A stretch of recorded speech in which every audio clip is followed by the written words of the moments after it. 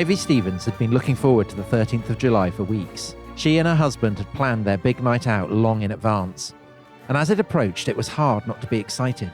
It had been a dreadfully muggy, oppressive day, with temperatures heading well into the 90s, and Manhattan's crowded streets sweltered with noise and sweat and heat. It was still dreadfully hot and humid that evening, and it was a relief, therefore, for Ivy to walk into the air-conditioned light and coolness of the World Trade Center, its gleaming towers still only a few years old, and ride the elevator 107 floors up to Windows on the World, the elegant restaurant that looked out across the city. And of course, the evening was every bit as exceptional and memorable as she had hoped. From her table, she could see the whole of the city laid out beneath her, a patterned blanket of blinking lights beneath a darkening sky. It was amazing, she said later. We were looking out at the most spectacular view in the world, New York at night, when suddenly it disappeared. Now that, Dominic Sandbrook, was written by a top historian of 1970s America. Crikey. In his magnum opus, Mad as Hell. And that author, I think, was commissioned to write 140,000 words, and he ended up writing 500,000 words. So hundreds of thousands of words had to be cut. Shaming. And a that shaming author, moment. Dominic, was yourself. Yeah. But these chapters on 70s America that had to be cut are all so good. So never let anything go to waste, Dominic. Listeners may remember the 2 episodes we did on the fall of Saigon, which we kind of cannibalized chapters that you'd had to cut. And today we are doing the same with a chapter on New York in the 70s. Yeah. And we're doing that because we're recording this episode as part of the tour that we're doing of the United States. We did a show in Washington, and as part of that, we did an episode on Martin Luther King's great speech, I Have a Dream, which was the previous episode that went out. And now we've come to New York. We're in Central Park, and we are recording an episode that kind of begins with a blackout, yes. The great blackout on the 13th of July, 1977. Yeah. So this is what Ivy Stevens is looking from Exactly. the top of the World Trade Center. She's watching the lights across Manhattan go out. The city vanishes, Tom. The city vanishes. Yes, hello, everybody. We are in Central Park, which is looking particularly fine today, I have to say. So if you hear a bit of noise in the background, that's what that is. Central Park, of course, today, Tom, a more salubrious place, Yes. I think it's fair to say, than it would have been if we'd been there in the summer of 1977, as we will see. And the blackout itself, which will be familiar to some American listeners, but probably not so familiar to those outside America and maybe even outside the city. The story of the blackout itself, we'll start with that, and then we will widen it out to talk about crime and the politics of New York in the 70s, which is a fascinating story. So the blackout happens for various complicated reasons. Do you want to go into them? Sure. The technical reasons. Explain it in detail. When people listen to The Rest is History, they listen to it mainly for my knowledge of electricity generation The techniques. rest is industrial technology, is what we're all about. So New York and cities like it occasionally did suffer blackouts and brownouts, as they were called, in the 60s and 70s. And this one happens basically when lightning strikes an electricity substation on the Hudson River. So in that bit of purple prose that you read out there about Ivy Stevens and her evening out, I mentioned how humid it is. I mean, anyone who's been to New York in midsummer knows it can be suffocatingly stifling and kind of, thunderstorms in the air, which is exactly what happened this night in July 1977. So lightning strikes this substation, and there's a particular company that provided the electricity to New York called Con Ed, Consolidated Edison, and it had a systems operator on the day called William Jurith. He basically is in charge of blacking out individual bits of the city to reduce demand on the other power lines so that the power lines won't burn out. Yeah. And he's slow to do it. Because reading your account, it actually reminded me of Chernobyl. So, right. you always think things could always be worse. Yeah. So he's in the control room and it's all going wrong and he's paralyzed. Because it happens within a very short space of time. He has very bad luck because he's fiddling with the lines, and then lightning strikes again and knocks out another line. Now, what that means is that the remaining lines are carrying more load than they can bear, and they start to burn out. Unless you reduce the demand, then more lines will burn out, and that, of course, piles more pressure on the lines that are remaining, and you're into a situation where They'll all burn out. God, this is so impressive. This is absolutely very detailed knowledge, Tom. The power pool dispatcher of New York State, a man called William Kennedy, he rings Jurith and he says to him, you've got to start shutting bits of the city down because otherwise the whole thing is going to blow. The minutes tick by, one line after another goes down. Eventually, there are only 2 lines into the city left carrying electricity. They're from Long Island and from New Jersey. And he is given the direct order, you have to basically shut this down now. And he's, again, slow to react. All lines out of the city, or into the city rather, end up burning out. So the city is reliant just on its own generators. And at 9:27, I think it is, the whole system collapses. The whole system grinds to a halt, and all 5 boroughs of New York City. Yeah. In that instant, every light in the city flickered off. All 5 boroughs quite suddenly lost power. Subway trains wheezed to a halt. Elevators, air conditioners, televisions, refrigerators, everything stopped. Yeah. So very dramatic and like a movie. Because the thing about New York is that almost everything that happens in New York is like a movie. Yes. And New York is the great home of the disaster movie. And this is the disaster movie to end all disaster movies, Tom. So the only lights that are left are the aircraft beacons on top of the Citibank building and the World Trade Center and the flame and the torch of the Statue of Liberty. So everything else has gone completely pitch black. And the thing is, this is not unprecedented. So it had happened before in 1965, when 25 million people in New York, New Jersey, and New England had been left for hours without electricity. And in parts of New York, again in 1977, it's fine. So Ivy Stevens, I mean, she tells her story to the newspapers. You know, she's just somebody who's interviewed. Yeah. And she'd gone out to the restaurant. And actually, it's lovely. It's all very civilized. You know, it's all very civilized. People bring champagne. They have a lovely time. At the Metropolitan Opera, the harpist strikes up dancing in the dark. Yeah. On the Upper East Side of the restaurants, they move all the tables out into the street because it's too hot to be inside, no air conditioning. And they illuminate them with car headlights. People improvise, and it's very fun and a memorable And evening. so this is the New York of Annie Hall, of a Woody Allen comedy. Yeah. It's, you know, it's the civilized city.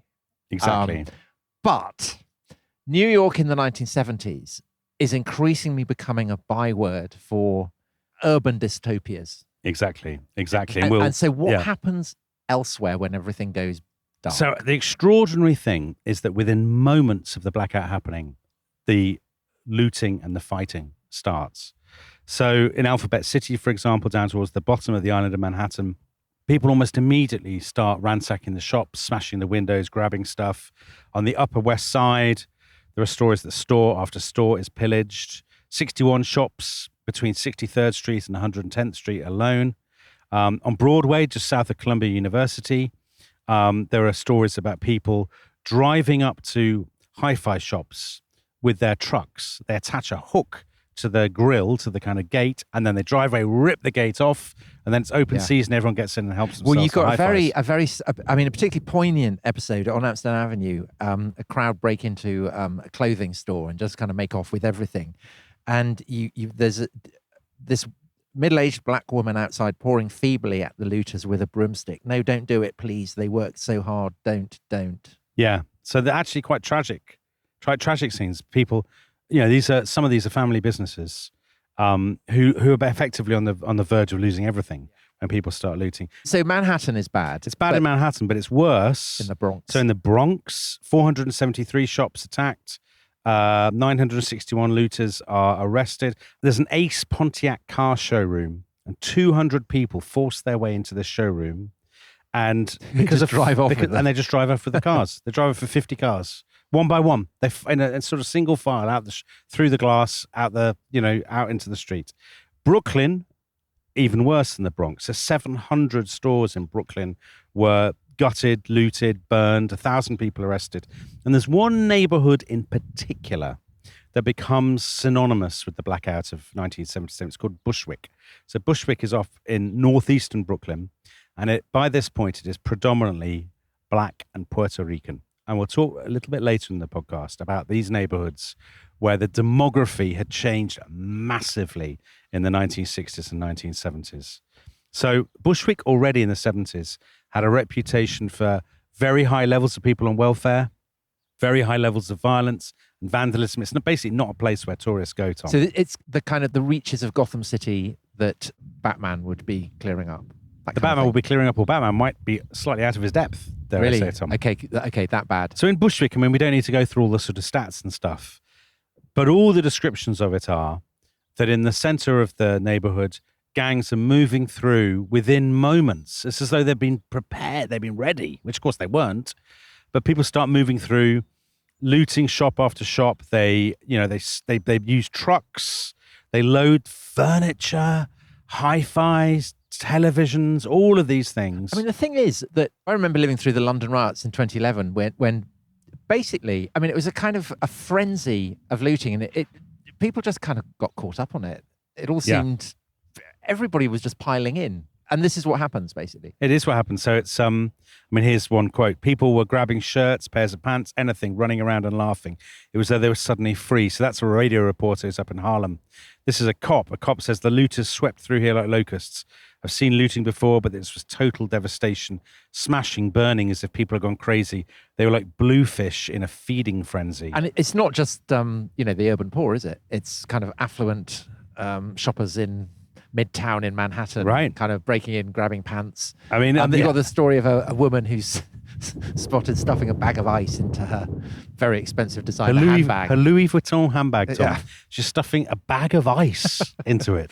And the manager, or somebody sees, another customer sees her and says, I'll call the manager. And she drops it and flees. But you think, what the heck? If she's got enough for a Louis Vuitton handbag. I mean, this is very much a kind of Gotham City theme, isn't it? Of the crowds going wild. Yeah. It's that fear that underpins so many stories about New York, actually, about the Batman story, about Batman as the vigilante bringing order to this city that is permanently on the brink of anarchy. Right, and that has kind of currency because the NYPD, New York police, are overstretched and deeply mistrusted.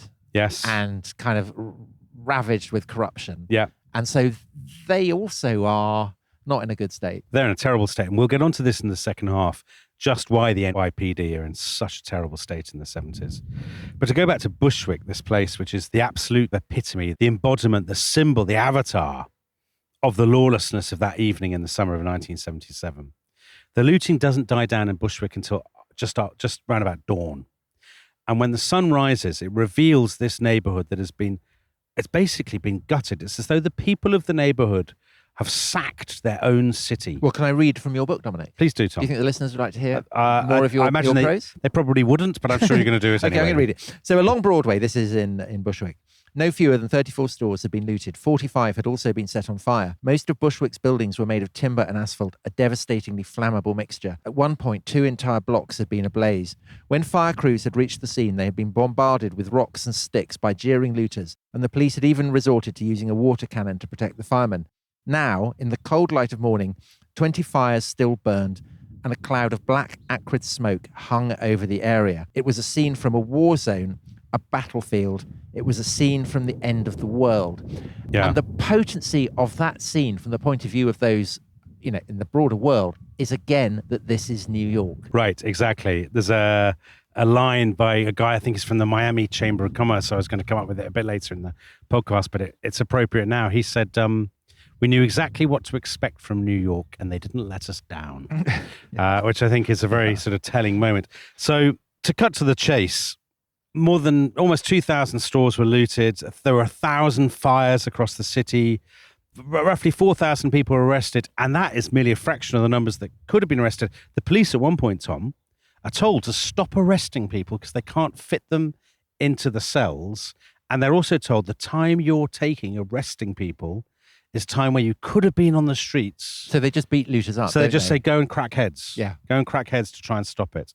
So the costs are in the hundreds and hundreds of millions. And when does the power cut finish? So the power comes on towards the end of the following day. Right. So the 14th. So there's only one night. So it's one night and the best part of one day. Yeah. And in intense heat. Anyone who's been to New York in the summer will know.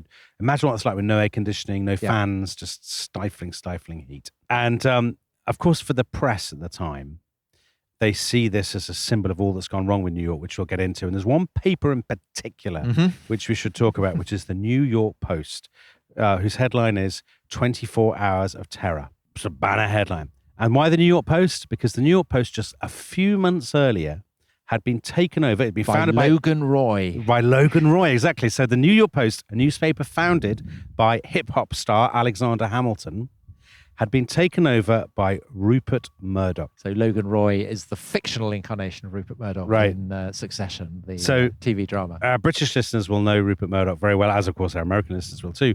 At the time, British newspaper readers would have known his name because he was the owner of The Sun. He's Australian, isn't he? He's Australian, the most aggressive tabloid, the most popular tabloid, The Sun, which at that year, 1976, at the time when he took over the Post, had just overtaken the Mirror to become the biggest selling newspaper in Britain. Now, at the time, people said Murdoch will never hack it in America. He won't be a success. We won't like his formula. And they were, of course, completely wrong. So the Post, which was a kind of working class democratic newspaper, he said, we need to beef this up. What our readers want, they want a lot of stuff about crime. They want scandals. They don't have the page 3 topless. They don't have topless girls in America. Which is the notorious thing that The Sun has. Which The Sun had in Britain. Everybody attacks Murdoch and says he's a carpetbagger. Who cares about Australians? He brings in loads of British and Australian journalists to run the New York Post, which is very controversial among American journalists. Because the London newspaper scene is actually much more competitive than the New York scene. Much more competitive. Yeah. And frankly, Tom, much more exciting. Much because it's more cutthroat. You get better papers. And to Murdoch, the New York scene is very staid. And so he and the Post seize on the blackout.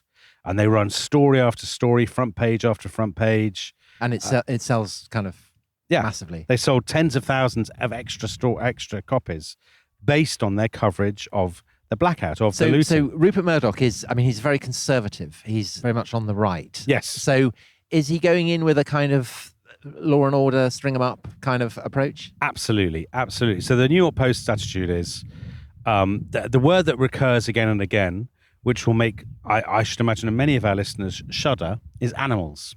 They say again and again, the looters are animals, the looters are scum, the looters are the lowest of the low, all of this kind of thing. Now, that's a very common refrain on the right in America in the 70s. So somebody who's... Other left saying it's poverty. They are indeed. Deprivation. So to give you an example, somebody who's appeared on our podcast before, Ronald Reagan, Tom. Yes. He blames the 60s. He says this is the legacy of the 60s, hippies. All the conservative papers, the conservative columns are full of all this stuff. Human animals, the lowest of the low, blah, blah, blah, blah, blah. The liberal papers, including the most famous New York paper of all, the New York Times, are shocked by this. This is racist.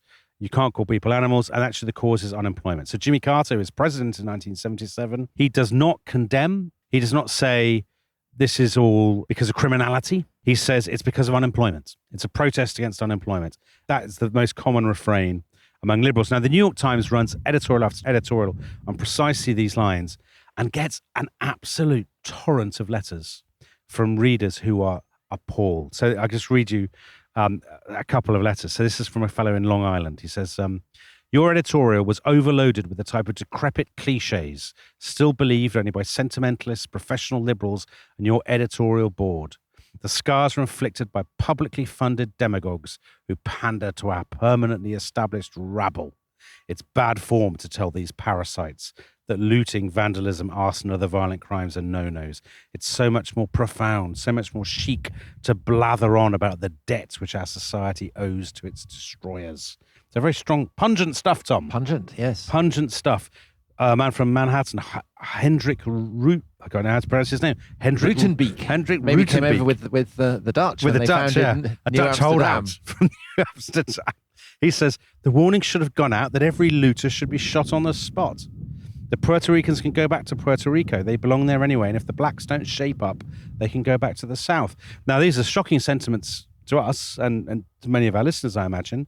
But at the time, they are absolutely widespread. There was this sort of, America is in the grip of a kind of backlash, I guess, against what's seen of the excesses of the 60s. So Reagan's election is 3 years away. Yeah. And you can see the outline of tough on crime, basically. Not Absolutely. so much tough on the causes of crime. Absolutely. So Reagan, who's already been going around campaigning against welfare queens, as he calls them. We talked about this in our Reagan podcasts. So Reagan, who... shocking stuff from Patrick Buchanan. Patrick Buchanan, you're right. Yeah. Much further to the right than Reagan, right? Yeah. If hunger was in the back of it all, how come some of the welfare mamas filmed ripping off jewelry, clothing and liquor stores lumbered about like overfed heifers who could use 6 months on a liquid protein diet?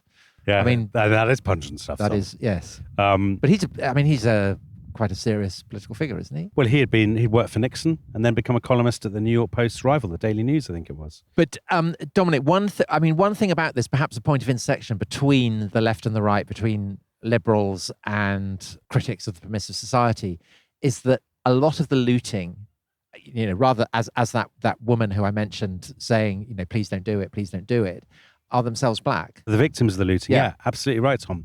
So lots of these stores are black owned. So in somewhere like Bushwick, those stores are owned by sort of black families, often a kind of husband and wife operation, kind of family businesses. And, a lot of those people, there's this sort of ruined, because presumably they're not covered by insurance. Well, people, if you don't have insurance, you're in real trouble. And actually, one of these sort of great historic African-American papers in New York, the Amsterdam News, ran a front-page editorial that was either reprinted or extensively quoted by every other newspaper in the city. This is a newspaper by African-Americans for African-Americans. And they had no time for the unemployment excuse. We'll come on to the levels of unemployment in the second half. They said, it would be self-destructive and suicidal for us even to imply that we accept joblessness as a reason justifying looting.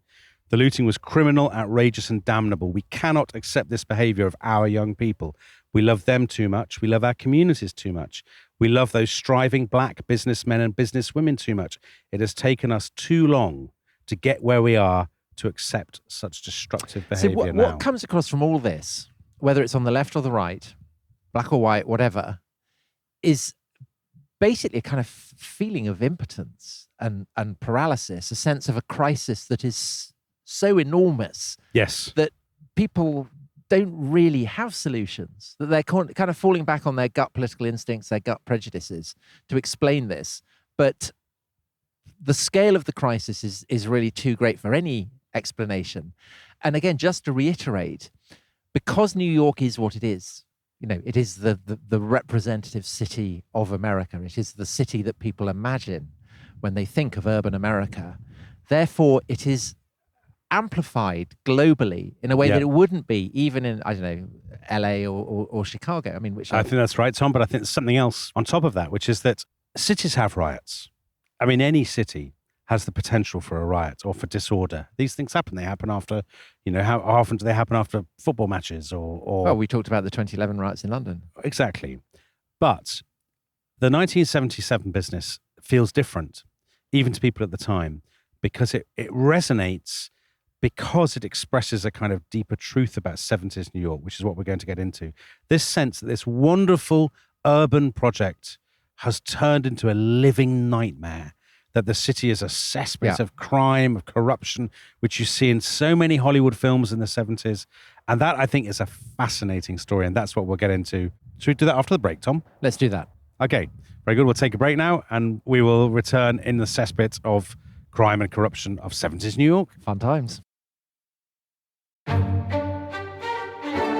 This episode is brought to you by Rocket Money. Tom, we often talk about how to organise our finances. I'm very conscious that I'm paying for a lot of mad subscriptions. And there's one thing that we've talked about often on this show. It's the thing that we probably hate more than any other, and it's a hidden fee. I would love to get my finances under control. There are all these things piling up on our bank statements, and I think I need to fix this problem. I need to sort this out and to stop this. I mean, my finances are so chaotic that I need this app. So I'll tell you what it is. It's called Rocket Money. It's a personal finance app that helps find and cancel your unwanted subscriptions. It monitors your spending, and it helps to lower your bills so that you can grow your savings. With Rocket Money, you can track all of your subscriptions, and you can easily cancel within the app with just a few taps, saving you time, avoiding charges. And you can also set budgets and goals and get personalized insights and regular reports to track how you're doing. They will even send you real-time alerts for large transactions, upcoming bills, refunds, and even low balances. So let Rocket Money help you reach your financial goals faster. Join at rocketmoney.com/ishistory. That's rocketmoney.com/ishistory. rocketmoney.com/ishistory.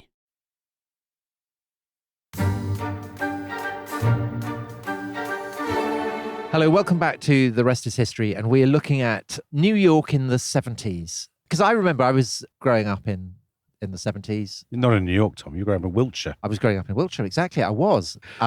Very much a place without drive-by shootings and Yes. graffiti and all that kind of thing. And my sense of New York was absolutely that it was the most terrifying place on earth. And that if I went there, I would probably get shot. So my association with New York was a terrifying place. Yeah. It wasn't home of glamour. It wasn't, the place, you can make it there, you can make it anywhere.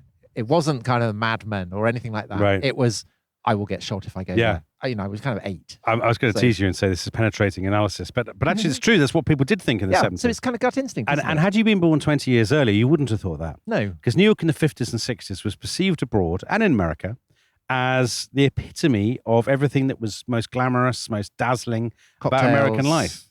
It's Don Draper in Mad Men. It's people are drinking martinis. It's breakfast at Tiffany's, Audrey Hepburn. If you've ever seen, lots of our listeners will have seen North by Northwest, Cary Grant, the cool of the city, the stylish lines of the buildings. Sharp suits. Exactly, great dresses. Exactly. And that begins to change, I would say, towards the end of the 60s. So at the beginning of 1966, New York gets a new mayor who's called John Vliet Lindsay. He is the person for whom the phrase, which some of our American listeners will be familiar with, limousine liberal, was applied to.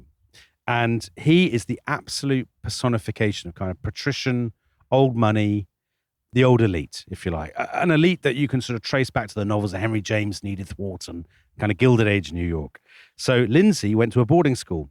Americans don't often talk about this, but a large part of their elite go to boarding schools. So Lindsay went to a boarding school and he went to Yale. He's a very JFK-ish figure. He's young, handsome, sporty, civilized. And in this symbolic moment, on the day he takes office, there's a transport strike and he has to walk to work. And that sets the tone for the whole of his administration. So there's constant strikes, money problems, rising crime. And actually the issue is that something has gone badly wrong for New York as it has for so many American cities in the 60s. And actually that anticipates what's going to happen to lots of cities elsewhere in the Western world. Right. So with your Marxist hat on. Yeah. Thanks. What is happening is the expression of very, very deep-seated economic convulsions and changes. So what are they? So the flight of manufacturing. New York had been a great manufacturing city. The garment district in New York is the great symbol of that, people making all these clothes. Well, that's been outsourced and it's happening abroad. Suburbanization.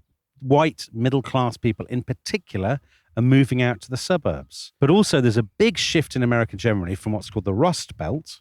So those are the old industrial Detroit heartlands. is the kind of classic Detroit, exemplification of that. Pittsburgh, Cleveland, Cincinnati, great cities that have been the powerhouse of America.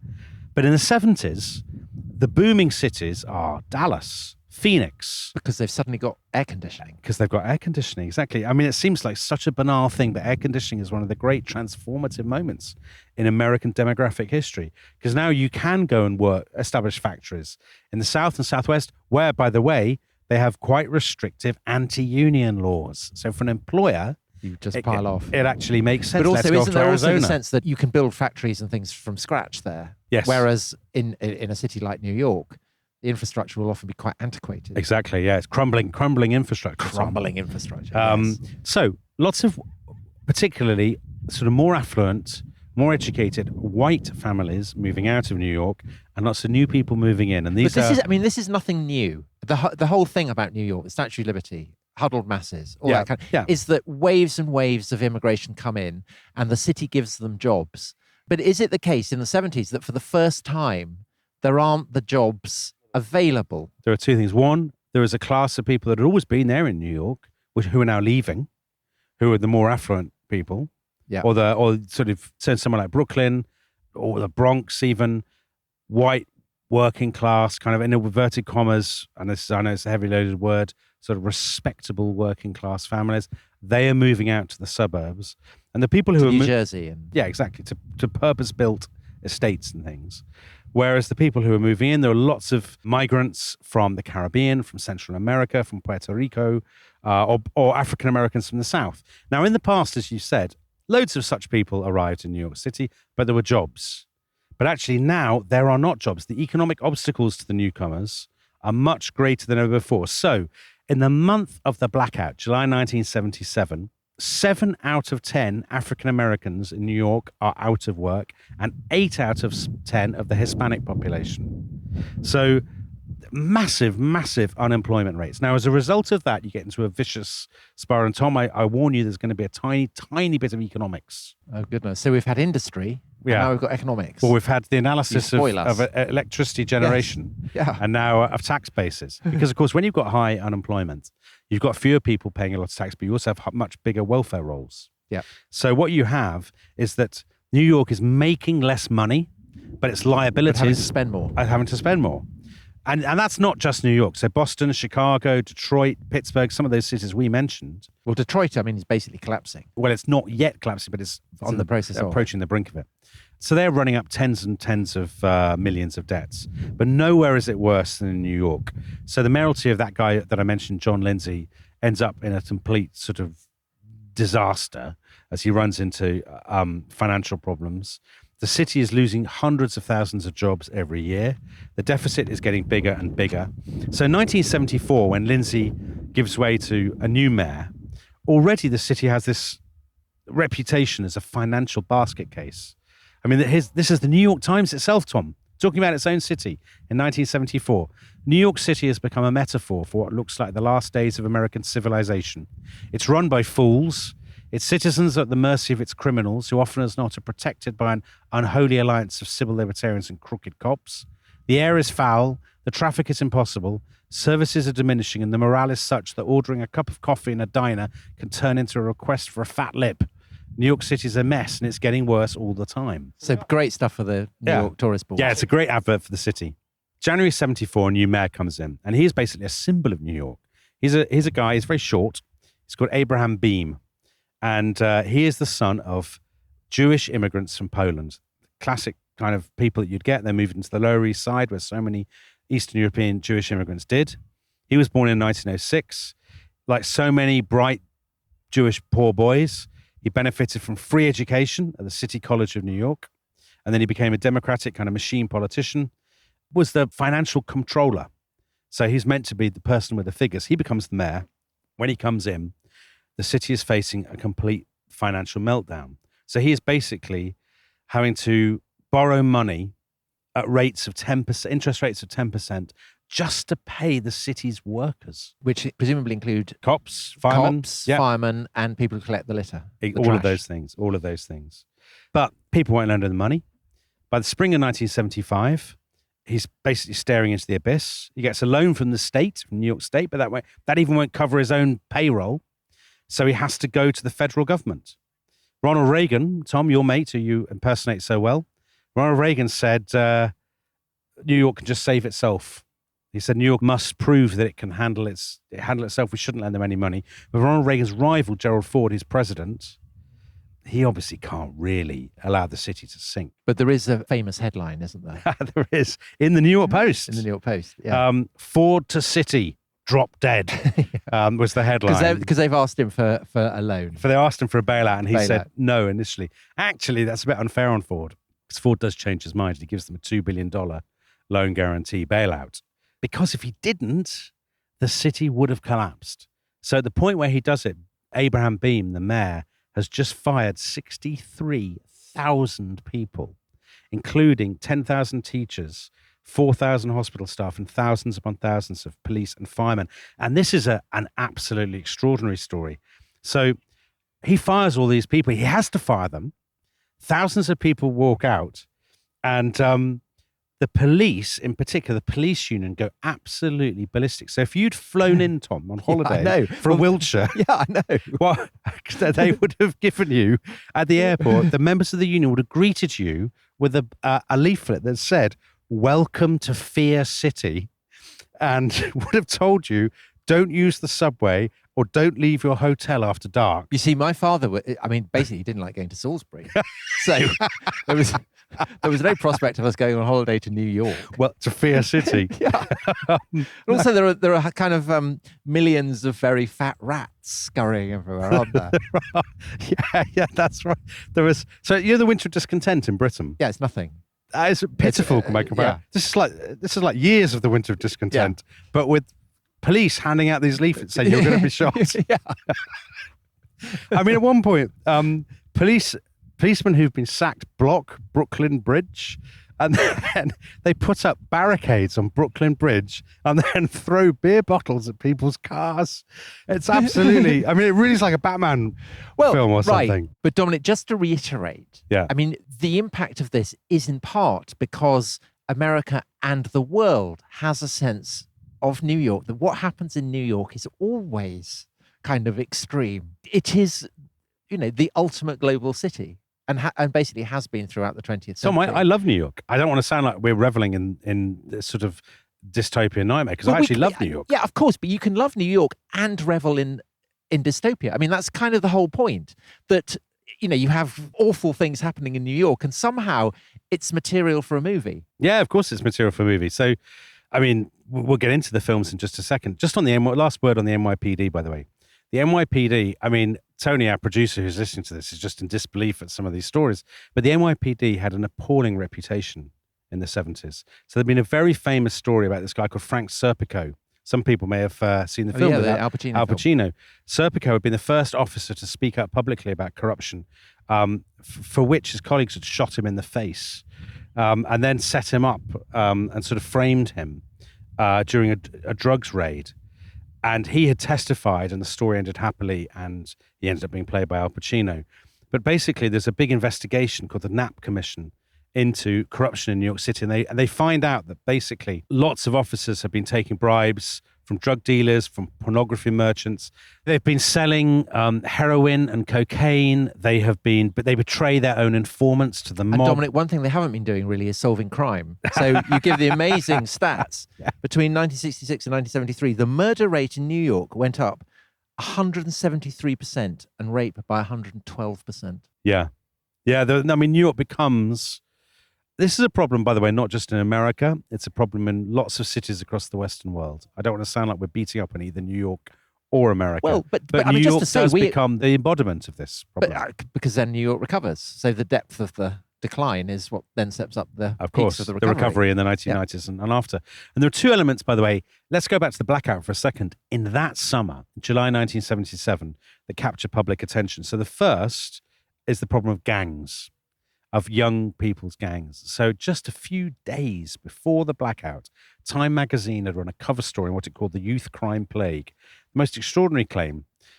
People have always accused kids of getting away with murder. Now that's all too literally true. Across the US, a pattern of crime has emerged that's both perplexing and appalling. Many youngsters appear to be robbing and raping, maiming and murdering as casually as they go to a movie or go to a baseball game. But Dominic, I mean, this is kind of standard moral panic, isn't it? I mean, there is a moral panic, absolutely. We had it with mods and rockers in Britain. Yeah, but this is on a different league. So, Tom, do you remember? I went to a summer camp when I was a boy, and in America? No, in England. And the teenage volunteers who were meant to be looking after us, who were about 9, decided that the appropriate film to put on was a film directed by Walter Hill, released in 1979, called The Warriors. Have you ever seen The that? Warriors. Yeah, it's based on Xenophon. About the March of the 10,000. The March of 10,000. So a Greek army of mercenaries who get stranded in the middle of Iraq, and have to get back to Greece, back to the sea, and they have to sort of march their way fighting. And so this is what happens in the film. There's even a character called Cyrus. Yes, the leader of the gang is called Cyrus. Yes, and he says, "Let's all the gangs join together and take over the city." And one gang gets stranded or something, have to fight their way out of New York. I think. I mean, it was absolutely terrifying when I saw it. I was 8, and I think it's an 18 certificate for film. So, but anyway, so there's a massive moral panic about gangs and about youth crime. But I mean, obviously, the scale of that is not accurate. I mean, they're hyping that up. These are the armies of the night. They are 100,000 strong. They outnumber the cops 5-1. They could run New York City. That's the tagline of the posters. No, but there were 20,000 gang members in New York City. So a lot. Yeah. The other thing that's a big panic is, now some of our listeners will have been waiting for this because they'll remember it. Son of Sam, the serial killer.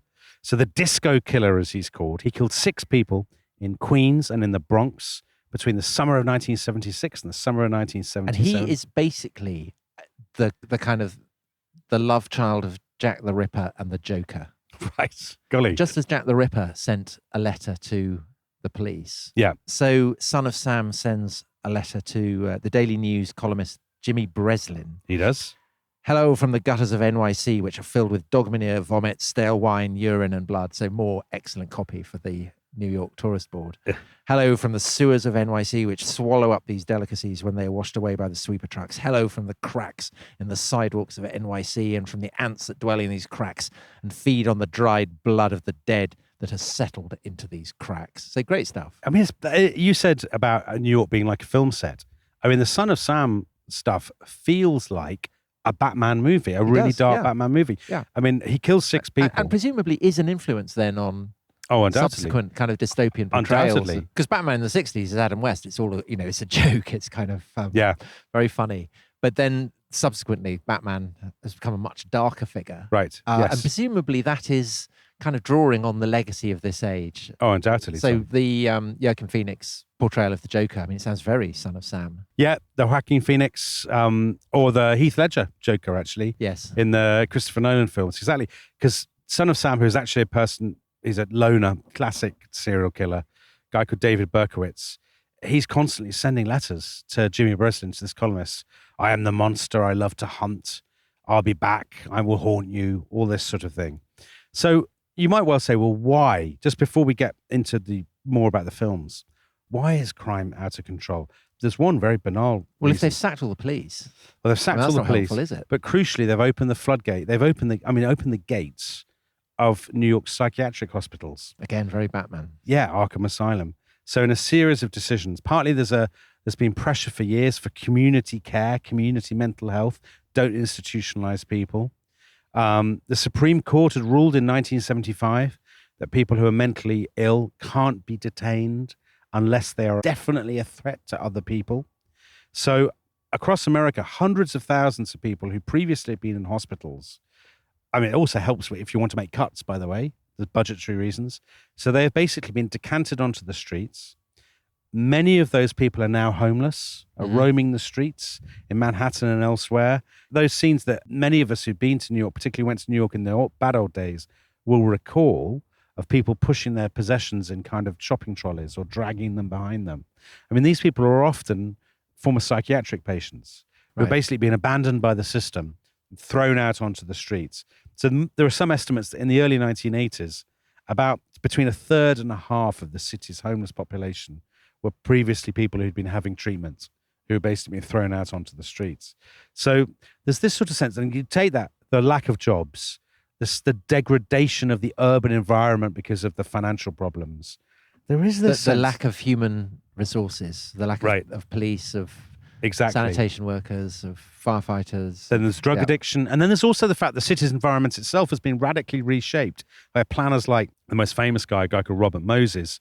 Robert Caro wrote this fantastic book called The Power Broker about how you reshape New York with expressways, cutting through what had once been settled, kind of contented working class neighborhoods, buildings, entire streets, entire blocks ripped out to make way for these kind of underpasses and overpasses and things.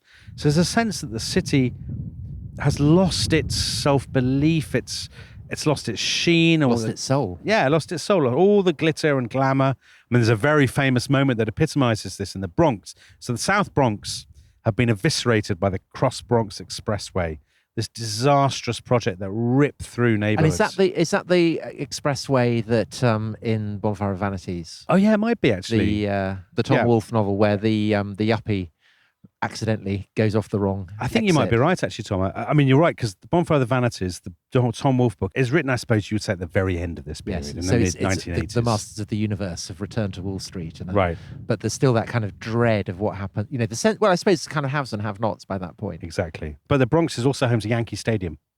And in the World Series in October 1977, so we're talking just a couple of months after the blackout, the Yankees are playing the Los Angeles Dodgers. And while the game is on TV, there's a building behind the stadium that has caught fire. And the announcer, this guy Howard Cosell, who was one of the most famous American sports commentators, says, "There it is, ladies and gentlemen, the Bronx is burning." And those words, kind of the Bronx is burning, became this kind of catchphrase, this metaphor for the immolation of the kind of East Coast urban dream. And that, of course, is the background, Tom, for all those films. So we said we'd talk about films. We could spend the rest of the podcast just listing them. Saturday Night Fever? Saturday Night Fever. they embrace disco because they want to escape the reality of a decaying, decrepit Brooklyn. And it's a pretty depressing film. Very depressing film. Not as depressing as Dog Day Afternoon or Death Wish. Death Wish is a very, that's very dark depressing film. Or the most famous one, which lots of our listeners will be familiar with, is Taxi Driver.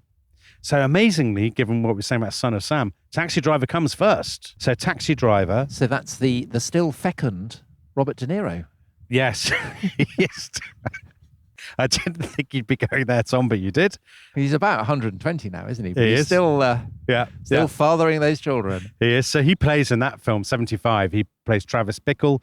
He's a Vietnam veteran, traumatized by the war, drives a yellow cab in New York City. He is deeply disturbed. He is disturbed by the seediness, the sleaze, the crime. I mean, he famously says the city is an open sewer full of filth and scum. Someday a real rain will come and wash all this scum off the streets. Yeah. And he becomes a hero. I mean, that's the irony of the film. This very damaged, disturbed man becomes a crime-fighting hero at the end of the film. He's lauded by the city for having, in a very bloody fashion, cleaned the scum off the streets, as it were. And he's a sort of a sick hero for a sick city. I think that's sick hero for a sick city. Yeah. You should be writing movie straplines. I'm wasted on history. So, of course, the other thing that all those films are the background for the blackout. So when the blackout happens, that quote, it was, I anticipated in the first half from the Miami Chamber of Commerce. Of course, Miami is one of those cities that has prospered while New York has decayed. It's just about what you would expect from New York. Most of us expected the worst and they didn't let us down. Joe Biden, Tom. Yeah. Joe Biden said New York is seen as the seed of corruption and duplicity. You know, all this sort of, I mean, people don't feel sorry for New York. That's the astonishing thing. No. There's a line in Annie Hall where Woody Allen says, everybody thinks we're communist, left-wing, draft-dodging pornographers. Yeah. And he said, and I says that, and I live here. and I think that's, that terrible, terrible but image. New Yorkers take a pride in it, don't they?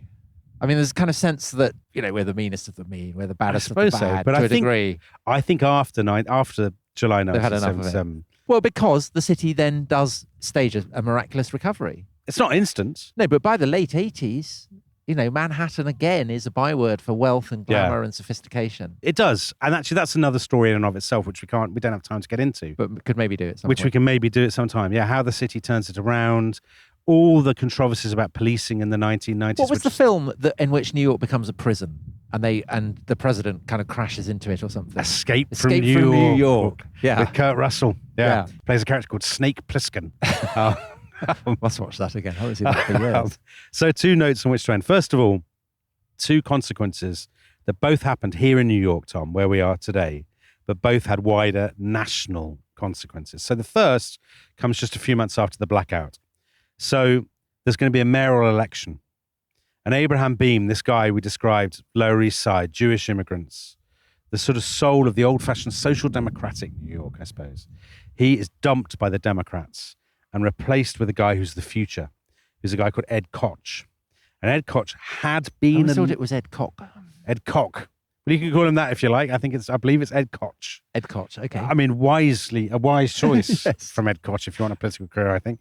Anyway, he had been a loyal liberal Democrat. And now he says, I'm a liberal, but with sanity. Meaning tough on crime. Tough on the causes of crime. Tough on the causes of crime, exactly. So he runs in 1977 as a populist, and he says, he's kind of abrasive and he's tough talking. He says, I'll crack down on the unions, I'll crack down on crime. He talks about he's very keen on the death penalty, all this sort of stuff. And when he comes in, he takes what he sees as the tough decisions that Beame wouldn't take. He slashes the city's budget. He raises all the subway fares. He confronts the unions. And Tom, he thinks that one of the ways to rebuild the city is to allow private developers more of a free hand. I have a hunch where you're going with this. So I mentioned developers. This is the other thing. One man's crisis is another man's opportunity. Yeah. So as New York declines, decays, you've got burned out hotels and all the rest of it. Some people see in this a chance to make some money. Now, there's one place in particular where they say it. This is a corner of Midtown Manhattan. It's right next to Grand Central Station. Grand Central, of course, decaying at the time, but a symbol of an earlier golden age kind of New York. So on East 42nd Street between Lexington and Park Avenue, not a million miles from where we are now, there was a hotel called the Commodore, and it had been owned by the Penn Central Railroad, which had gone bust in 1976. And the hotel was derelict. At the time of the blackout, the hotel is completely derelict. There are rats in the basement. A lot of the rooms have been taken over by prostitutes. Supervillains are plotting death rays in the basement, Right. all that kind of thing. And there's sort of drug dealers everywhere. It is this sort of vision of an urban hell. And one ambitious young developer, Tom, I wonder if you can possibly guess who it is, sees this and he thinks he can turn it around. So he does a deal with the defunct railroad and with the Hyatt Hotel Corporation. And crucially, he needs a tax deal from Abraham Beame, from the outgoing mayor. As luck would have it, his father has precisely the contacts he needs. And Beame and the city give him a 40-year tax break to redevelop this hotel. So a few months after the blackout, in the summer of 1978, well, a year after the blackout, I should say, he starts work on it. And it opens in September 1980, just weeks before the election of Ronald Reagan. I mean, the timing is unbelievable. It opens as the Hyatt Grand Central Hotel. And it's a new kind of hotel, covered with shimmering glass. Lots of bling? Very Lots of blingy. gold fittings? Absolutely massive atrium, fountains. So it's right on the cusp of the 1980s. And it is this temple to what you mentioned, the bonfire of the vanities, 80s excess. Now, one last thing. That tax break that I mentioned, that his dad got him, it cost the city of New York $410 million. And that's Tom, the art of the deal, Dominic. That's the art of the deal. And Tom, the name of that young developer. Should you leave it hanging? Well, if you can't guess by now, shall I put them out of their misery? It is, of course, Donald J. Trump. And on that bombshell, we will bid farewell to Gotham City in the 70s, on the cusp of the 80s. So I think that we should definitely do New York in the 80s. It's such a great subject. Yeah. I mean, as iconic as New York in the 70s, really. So thank you, Dominic. Tom, why don't we go down to the Hyatt Grand Central and I'll buy you a martini. That'll be fantastic. We'll head there. See you all very soon. Hope you've enjoyed it. Bye-bye. Bye-bye.